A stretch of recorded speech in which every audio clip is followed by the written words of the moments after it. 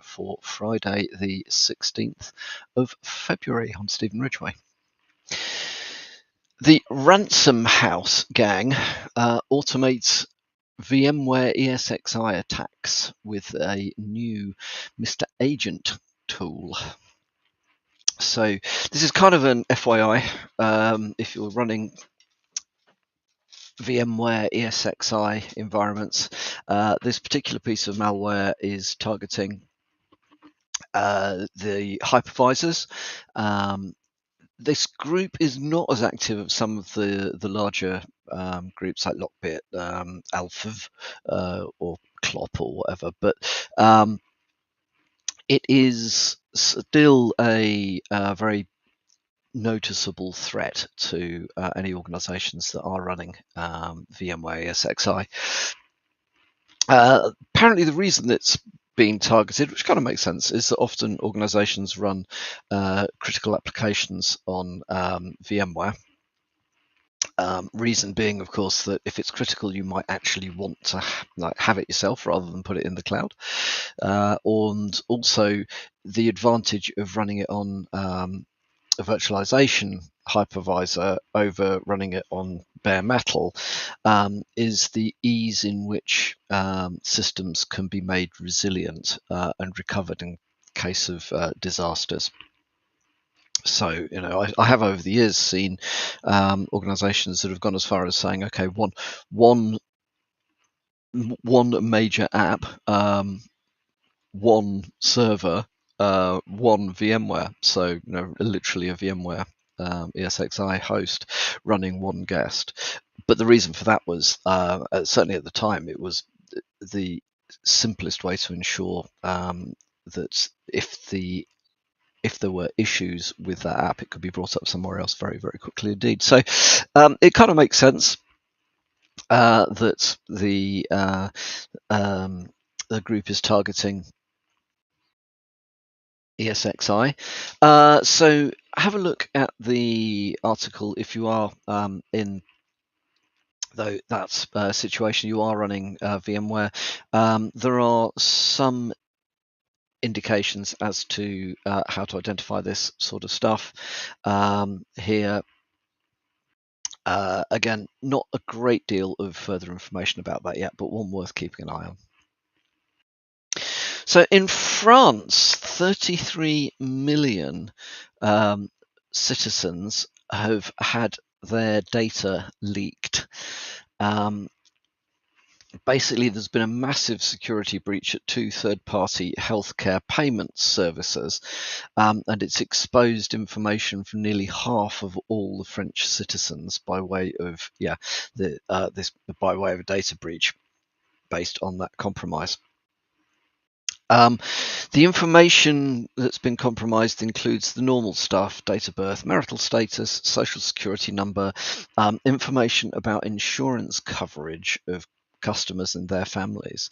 To the best of their knowledge at the moment, banking information or medical records have not been leaked.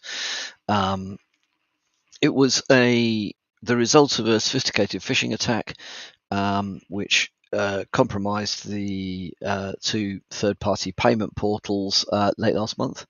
And the payment portal, not only with the healthcare information taken, but the payment portal data was as well. So this is going to be a much wider impact than healthcare. Although the healthcare stuff, I mean, half the population's health insurance data has been leaked. That's definitely not a good thing. It's France, you say. Why do I care? Well, firstly, if it can happen in France, it can happen anywhere. And secondly, it just goes to illustrate how important third-party risk is, and supplier security is. We live in a very connected world. Very few organizations can say they are in control 100% of all of the processes involved in delivering their services. If nothing else, payment services tend to be outsourced because it's actually quite hard work to become an official payment provider. um, so yeah, that one again, we will just have to keep an eye out. I mean, if you do by any chance have any information that might have been on those systems, perhaps you have perhaps you may even be living in France, although I don't think there are any French, many French listeners in to this podcast. But if you've used French healthcare, perhaps you have a second home, holiday home, perhaps dual citizens, whatever it might be. If you have, be aware that this data is out there. Usual things to look out for will be around improved quality of phishing attacks would be my starting point here. They now know about things like what insurance coverage you have or your family would have. Therefore, that would allow them to allow the attacker to craft much more credible emails. Another one that is in the arena of, well, it hasn't happened here yet, except it might have done, but we don't know. But there is a Russian APT called Turla that has been found to be using what's described as a novel backdoor or novel backdoor malware against Polish NGOs. I don't need to go into again why Russia is a threat in cyberspace at the moment. This particular APT is targeting Polish NGOs as part of a cyber espionage campaign. Bearing in mind that, from what we can tell, part of the Russian offensive strategy in cyberspace is to gain access and lurk in order to create disruption at a later date. So it is entirely possible that these backdoors are the tip of the iceberg of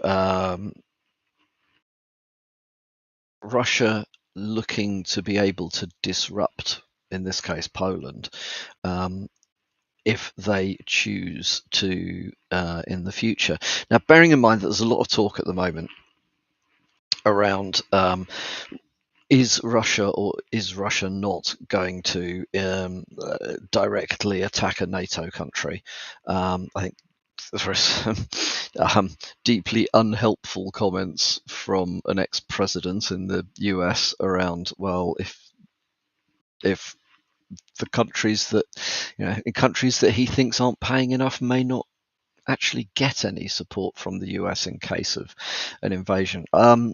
I think all this stuff is frankly bullshit. I don't think that there's much chance that if Russia marched into, I don't know, Poland or whatever. Actually, to the best of my knowledge, by the way, the countries which border Russia and feel this threat most acutely, all of those, as far as I'm aware, actually do pay their 2% of GDP into, their defence budgets is 2% of GDP, so they are actually paying their way in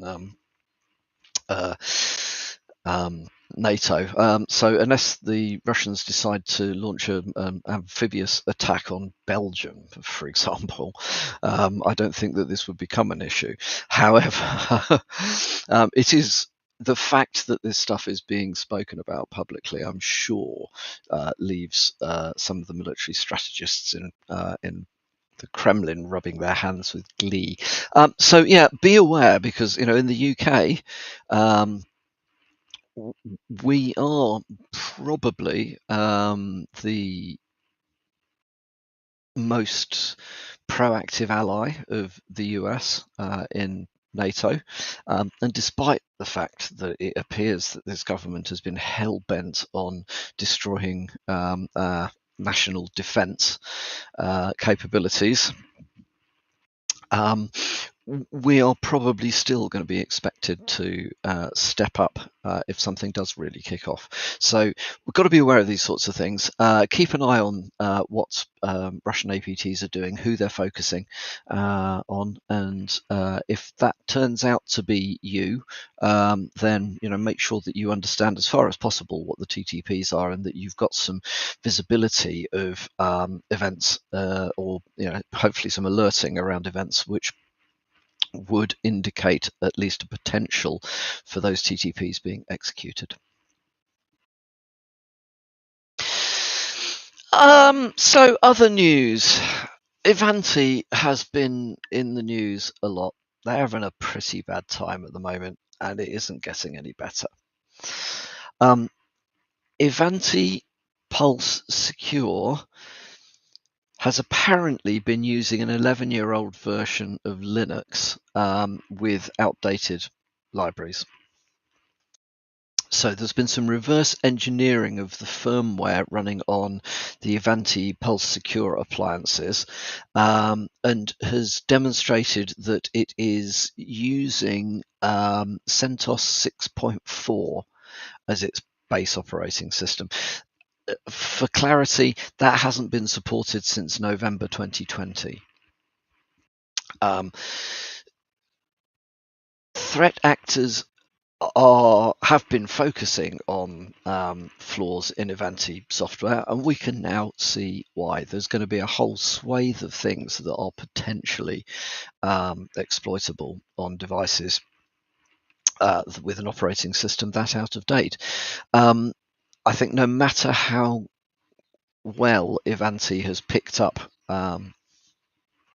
the development and maintenance of CentOS 6.4, because there's no reason why they couldn't fork the distro and maintain it themselves, but it doesn't look like that's what they've been doing. So if they have been doing that, they haven't been doing a particularly good job of it. So if you are using the Ivanti Pulse Secure appliances, be aware of this stuff. I would definitely be pushing Ivanti for a response and updates associated with getting these things dealt with. There are also some indications that some of the libraries that are being used are even older than the underlying base OS. I mean, from the article in the Hacker News, Perl hasn't been updated since 5.6.1, which was released 23 years ago. The Linux kernel version is 2.6.32, which reached end of life in March 2016. This is just generally a bad position to be in. OpenSSL 1.0.2n, end of life December 2017, for example. So there is a very large potential for other vulnerabilities to crop up in this stuff. I'm crossing my fingers that Ivanti will see the light and we'll fix this stuff ASAP. But if it's been neglected that long, that is not a trivial thing for their developers to deal with. That will be an awful lot of libraries and daemon changes in order to get fully up to date, and that will be an awful lot of regression testing to make sure it doesn't break anything. So yeah, hold your breath. Or not. And finally from me today, all I can say is you heard it here first, and I am going to bang my own drum, or what's it? I was going to say bang my own trumpet, blow my own drum, whatever the phrase is. iOS and Android malware steals faces to defeat biometrics with AI swaps. So a Chinese group has developed a sophisticated banking Trojan that tricks people into giving up their personal IDs, phone numbers, and a face scan. The face scan is then used via deepfake and AI to simply log in to banking apps. Current focus is on Thailand because some months, not that many months ago, last July, so yeah, middle of last year, Thailand changed the regulations around banking apps to say that they must use biometric facial or authentication because there were concerns around compromise of email accounts and the insecurity of SMS second factor authentication.